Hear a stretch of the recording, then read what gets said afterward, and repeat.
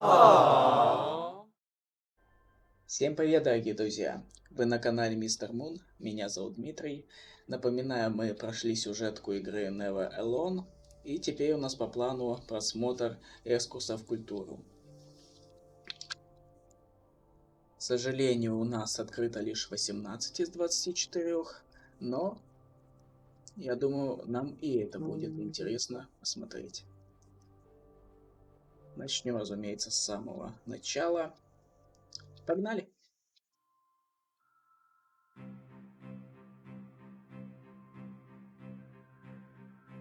One of the things I think a lot of people need to understand is we aren't a museum piece.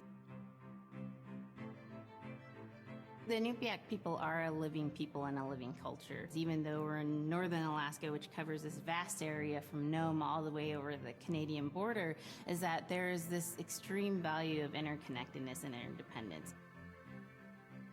It's a hunting society, a gathering society from thousands of years. This is what creates our culture.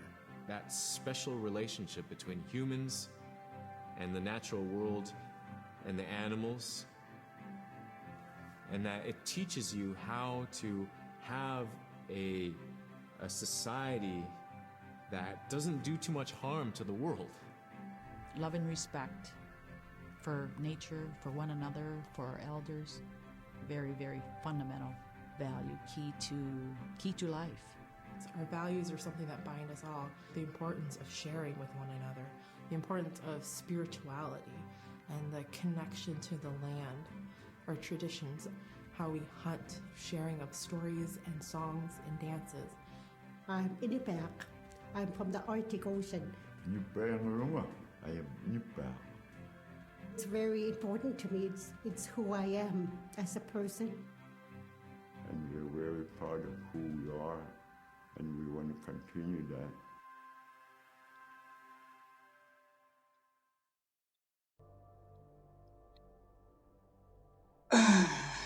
Продолжаем.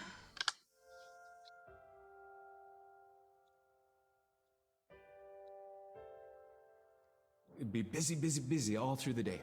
You get up and you just go right to work, right to work. There's always something to do. There's never any idle time. The only idle time we had was after we eat and before we go to bed.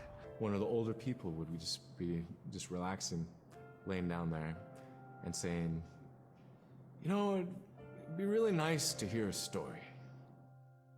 And then just organically, someone would just start telling a story. Storytelling for the Inupiaq people is very important because it not only created that sense of community, but is a way to pass on wisdom to the next generation. It was like TV, It was just like, it was as good as any movie you've ever seen. And the storyteller told it so clearly that it was just as powerful as any of the greatest movie blockbusters you've ever seen. There was a reason behind the stories that we were told because they held traditional knowledge. They held things that we might need to know in life, whether it was about how to find food or how to survive, or it was about well-being and the importance of connecting with people and being a good member of the community. We all do stories. We all live in stories. We all tell stories to our friends. And they need to be told. They need to be heard.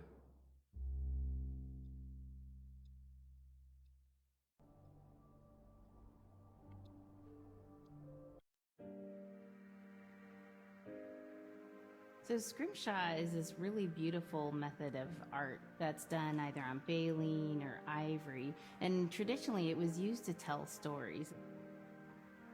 Each etching is telling a story of some event. Caribou hunting was taking place. This is what was going on.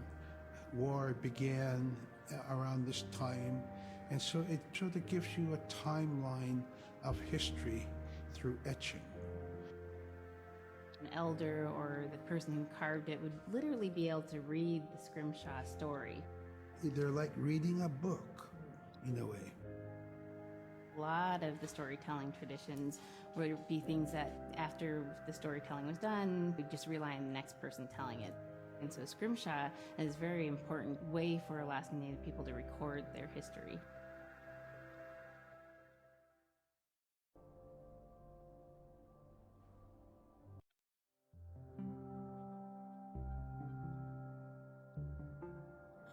When I was growing up, my grandpa had a pet white fox. If you're a good friend with a fox, when there's danger abound, they try to keep you from getting into trouble. They pull tricks here and there, and foxes are like spoiled little kids in a way. When you let her out, she'd go prancing out in the snow, jumping in the air. I know she was happy then. Come running at me and jump on my chest, knock me backwards, lick my face, and I try not to let her. So that was my memory of my grandpa's pet fox.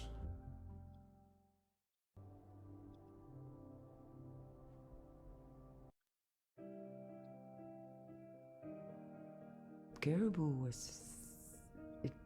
it provided for us in many ways. Our clothing in those days was made of all caribou skin. I grew up wearing caribou pants, mittens, caribou skin mattress, blankets. Some people had boots that were made with wolf leggings, sealskin sole bottoms. Baleen was shaved to make insoles. They kept us quite dry and warm as well. But the caribou skin clothing was the best. We would get as many yearlings as we could for our outer clothing. And for a heavy winter, we would get caribou in February or March because the hair was the longest and the skin was the thickest, and we would use those for our winter gear. With that stuff on, you could sleep outside in 50 below and it wouldn't bother you a bit.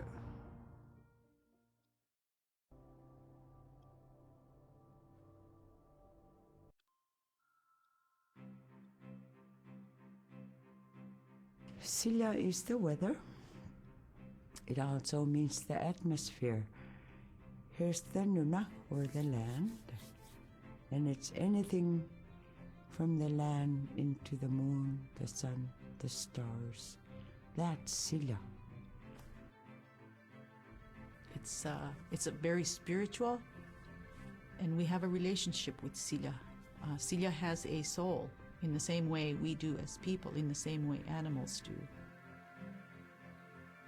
I think spirit helpers in and of themselves are really about how we're connected with things. And so it may be that there is a spirit helper that shows themselves as a bird to show you the way home, or it may be a spirit helper that actually decides to show themselves with the face and body of a man instead of their animal form. And so I think one of the things that's hard to understand is that it's not one way of seeing things, it's one way of knowing you're connected to everything. We've always had that spirituality of everything around us. It's the interaction you have with the air you breathe, the ocean that you gather resources from, the rivers from which you gather fish, the tundra from which you pick berries, the animals that give themselves. It's all of that.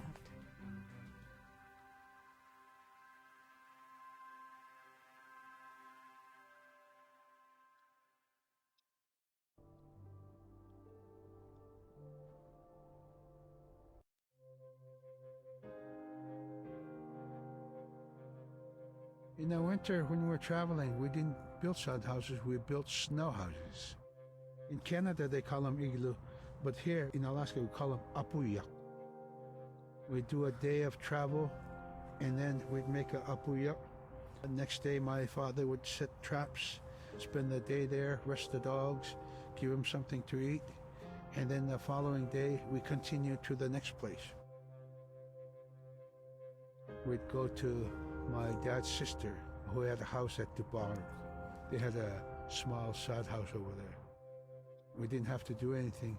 We just visit with them, and my dad and My sister were glad to see each other, and they'd talk away while us kids played outside or go to sleep. By the time we get back to our home, my father would leave us with our aunt or with my grandmother, and then he'd start on his trips and go check his trap line. We were not into 8 to 5 kind of time, you know. We're in a totally different kind. We're in ecological time.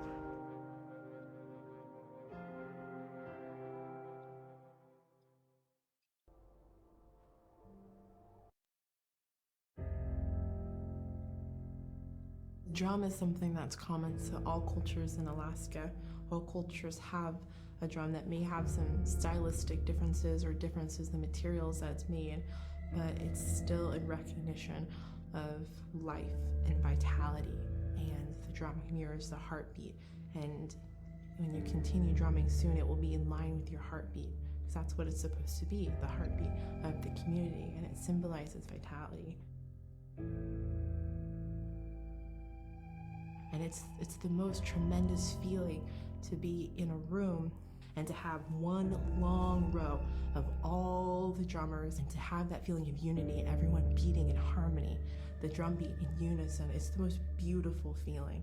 And to know that you're connected, you're on the land that you are connected to. And even if you grew up outside of the community, that which is in you comes from this area. And it's the greatest feeling.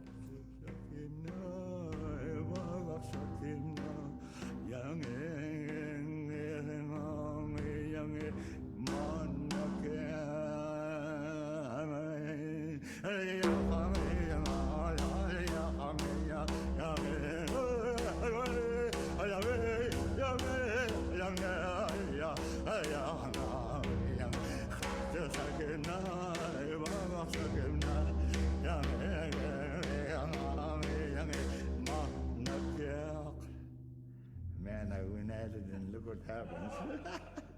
Oh.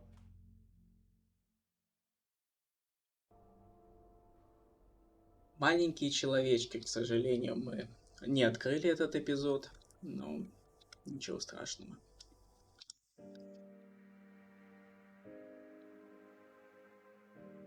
The bola is what we call kilamitan.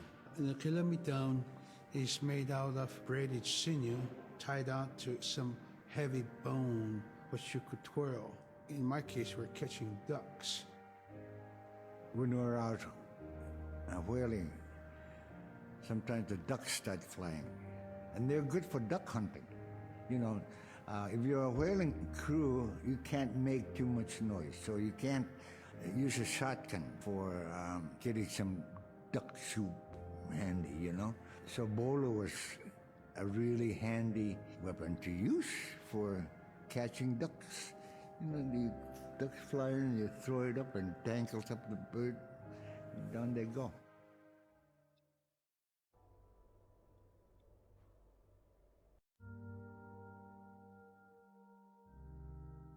The scaredest I've ever been, I was 12 years old.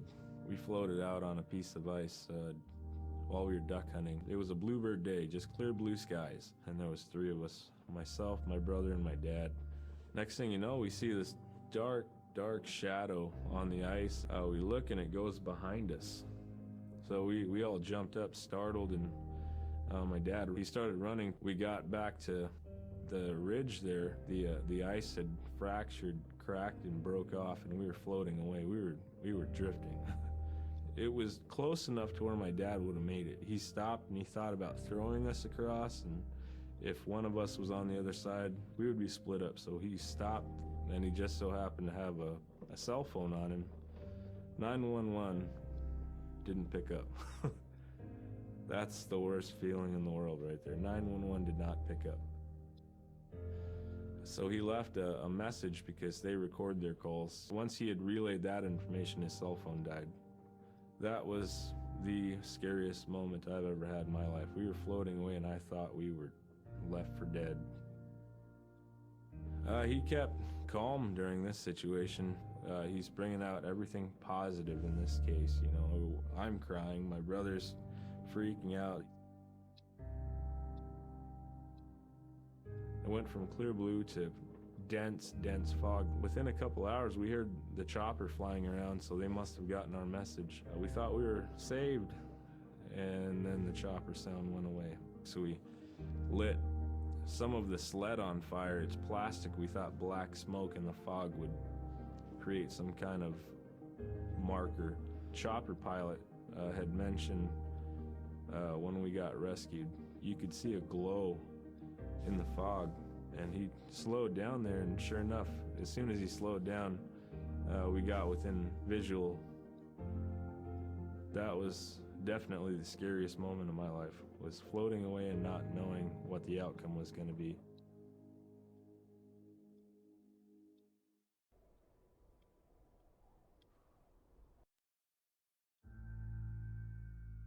We're very much aware of the climate change. And it's been for many years, even before climatologists were noticing the change, Inuit were already saying, "Sila alangokto." Our climate is changing. If the heat is going the way it is right now, for us it's going to be pretty bad. Different birds are coming, and they're coming earlier, and sometimes rain is more than what we want, because when there's more rain, we know it's going to melt the permafrost. In my time as a young whaler, when I was 9 years old, we're hunting from ice that was about 25 feet thick. And there's giant icebergs already floating, coming by. That was the first signs of a changing climate. Ice that never broke before was now moving. Now, here it is 50 years later, we're hunting whale from ice that's 18 inches thick. There's no more thick ice. It's creating a malfunction in our whaling season, is what it is. Actually, more than that, all seasons in general. I think we are more scientists than more people will realize. We have more knowledge of those things than people will ever know.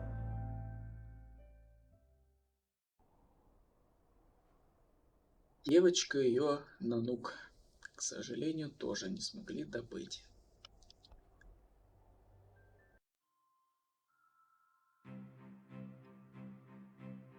In, Arctic Alaska, hunting is a really important part of life. It's not just about going and shooting something, it's about going and putting food on the table. But more importantly, subsistence hunting isn't just about the insular family unit, it's about feeding the whole community. And I think that's one of the beautiful things about subsistence hunting in Alaska is that people go out and they'll go get, fish, or they'll get a caribou, and they'll get, seals and whales, and one of the first things they'll do is they'll say, "Oh, I need to take this to the elders." This isn't just about one individual surviving or one family surviving, it's about the whole community. We didn't just go out and kill and put in a freezer. It's like a ritual that I learned from my parents. It's all about relationship. I don't know. I think there's a lot of camaraderie involved, and just being out on the land or being out on the ocean. It's like getting back in tune. I'd rather be out there. To me, once I go out there, it's the world that I learn from.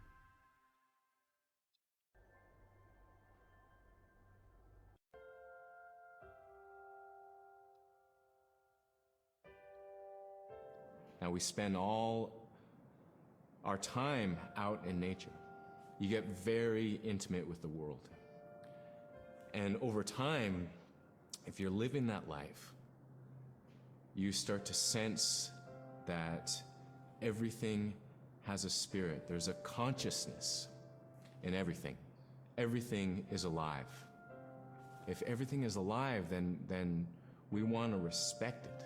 And if we're going to use it, we want to use it respectfully. What I try to tell my nephews and nieces, you love to hunt, you have to take care of the animals that you catch, preparing the food and eating the food that you catch. Water provides you.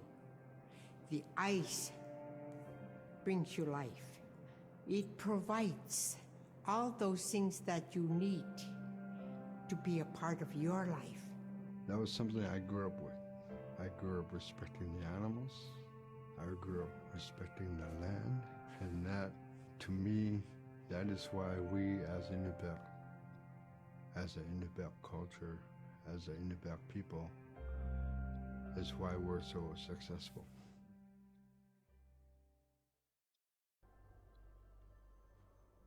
Поделиться, чтобы выжить. К сожалению, увы.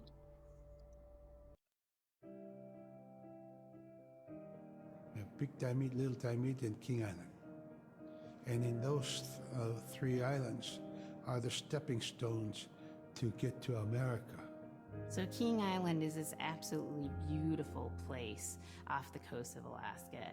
And if you can imagine being on this really kind of rocky island that kind of shoots up from the water to these cliffs, and then all of a sudden you see these stilts, and then you look up and there are these houses. They were built on the cliff up high because of the ice.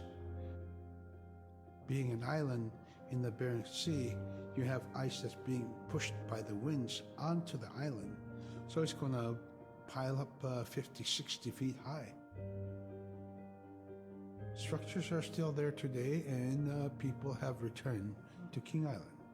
It's a growing community as the people return back to their island.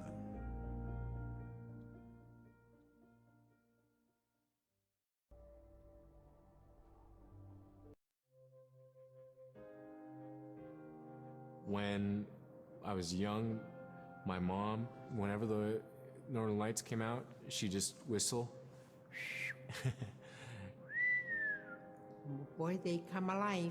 Just keep whistling and that aurora will just like, you can almost hear it.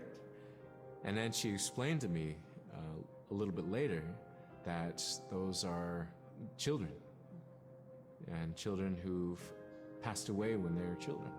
You don't want to draw them in too much, is what she said, because then they could play football with your head, play Eskimo football, and that's what they want to do. They're always playing, those children up there. Don't play out without your hood on. If you don't have your hood on, the aurora person is going to come down and chop your head off and play ball with your head. It wasn't like they were trying to do bad, or it was like a scary story or anything like that. It was just, that's how it was, that's what it was. Да, вот это жестко. Месяц ночи. Увы.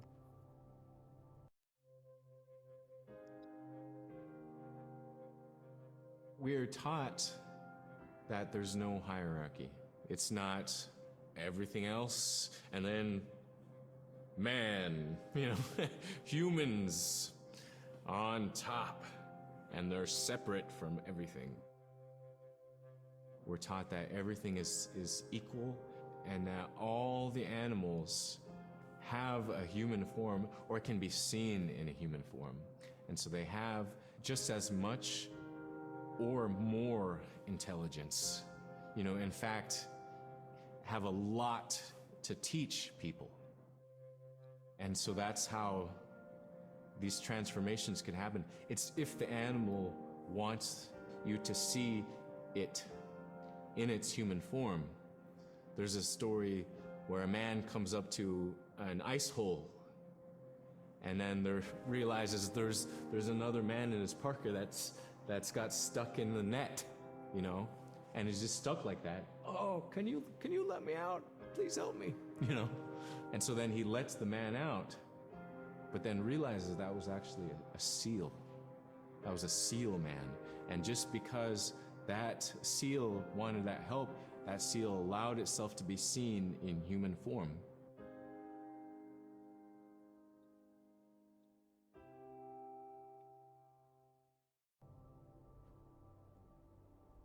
Перерождение и получение имени.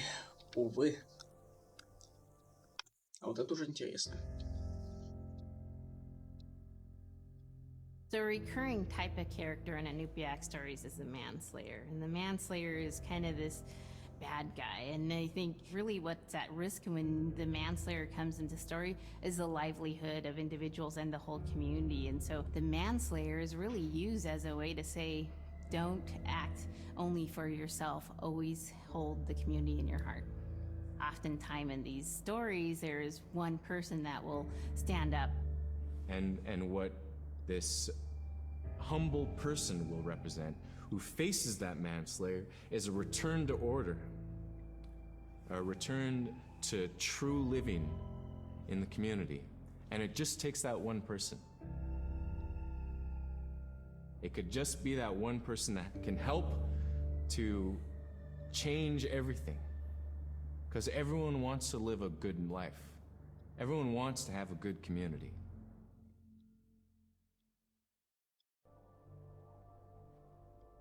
Толкование погоды.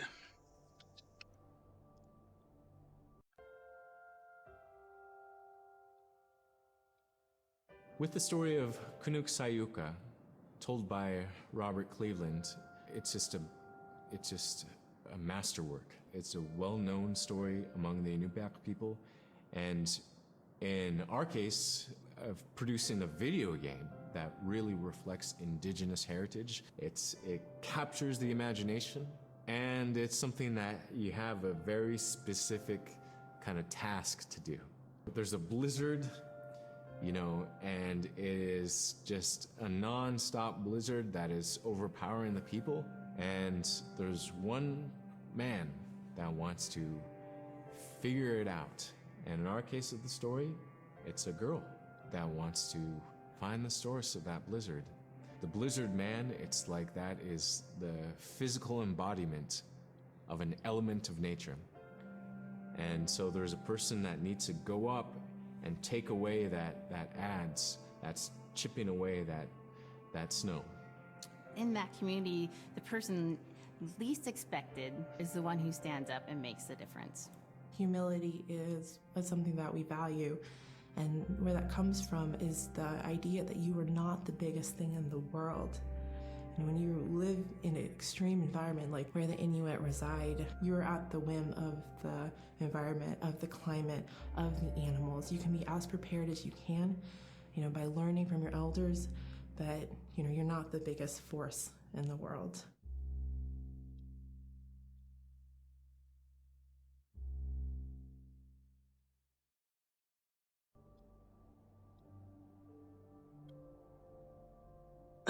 Вот такие вот кратенькие истории. Познавательно, красиво, местами даже трогательно. Но я думаю, каждому из нас есть о чем подумать после просмотра данных экскурсов в культуру. Давайте на этой ноте закончим. Всем спасибо, ребятки. Всем пока.